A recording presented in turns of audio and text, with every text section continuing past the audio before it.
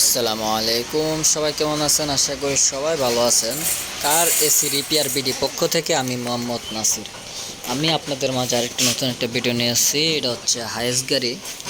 এটা মূলত সমস্যা হচ্ছে সামনের বাতাস এবং ঠান্ডা দুটোই ঠিক আছে, কিন্তু আপনার পিছনের বাতাসটা কমে গেছে এবং ঠান্ডাও কমে গেছে। আর এটা প্রত্যেকটা গাড়ির সাথে এরকমটা হয় যে আপনার সামনে ঠান্ডা ঠিক আছে কিন্তু পিছনের ঠান্ডাটা কমে গেছে। এটা মূলত সমস্যা হচ্ছে আপনার যখন কুলিং চেম্বারে এটার ভিতরে ময়লা হয়ে যায় তখন আপনার ঠান্ডাটা একুরেট আসতে পারে না, পাশাপাশি বাতাসটাও আসতে পারে না ময়লার কারণে।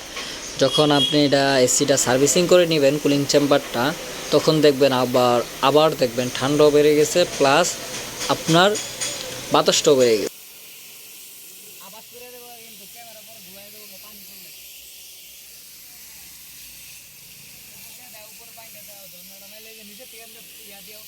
সুন্দর করে পানিটা পড়তেছে।